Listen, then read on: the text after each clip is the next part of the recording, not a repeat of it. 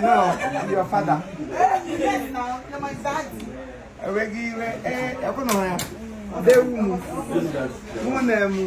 Yeah, my small sister, why they vlog for village?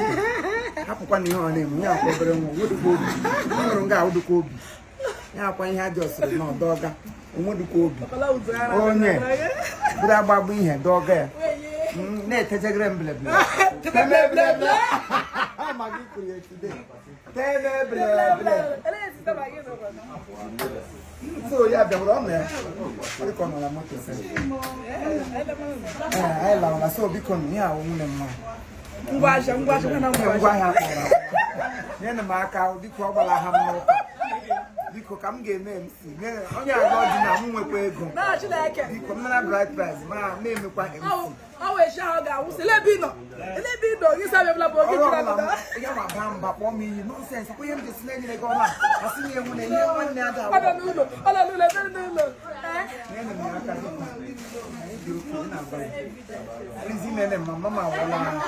Mama wala virus woman celebrity ni mechuku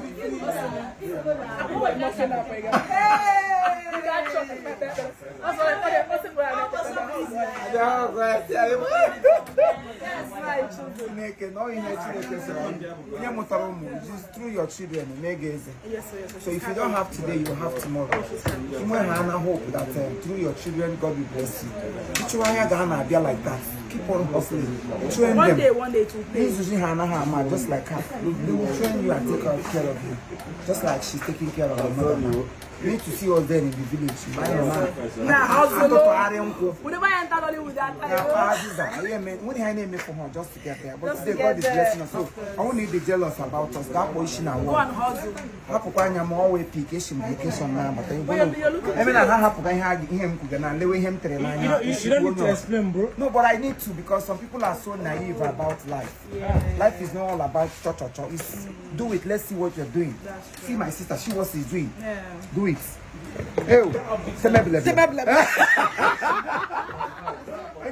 I tell something. He said, I don't know, Big Foot Boutique, Sabah. That's where we are at the moment. Owned by our sister here, Choma Emeni. Yeah, Choma Okoro. So we are here, we came to support her. She just opened here today. In case you're in Asaba or anywhere they can wait for you. I am not going and they have if you are coming here to gossip people, motobe konji na road. You are coming here to buy, to support, you know, even our sister again, Amarachi, you know, Pepe weeks. Weeks by Ama. We are not playing. They are being one. I've been what 23rd. I work up in 23rd. Shut down. I've been with it to a little Juju. I mean Juju. Because I want Juju call they came. We guys say funeral come they will take him a cut to Mera and Holy Ghost. And we am now on your barrock. And I Chineke was a week go. So I'm ever three. Because Mera and because the viper. Mera and viper. Please. Revamp. Oh, vampire. Amadio. So, yeah, yes. You watch Amaram Pam and our sister. Del.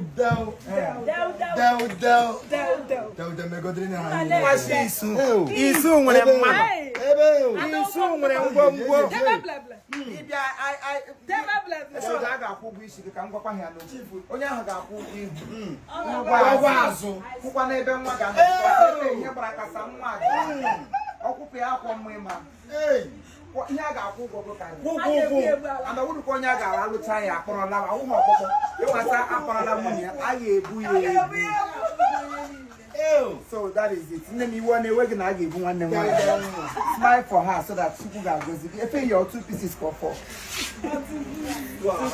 2 piece. Each and not one piece. No, I'll go to Joe. Only a room ever.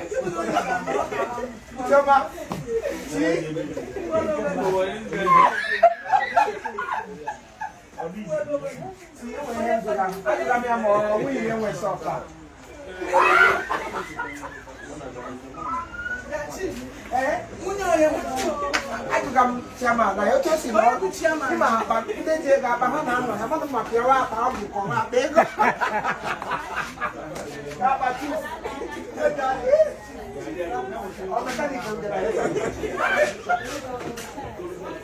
oye, pero no que tener esto. Hemos que cocina la bacalera. Ni de no. Eu iria balar.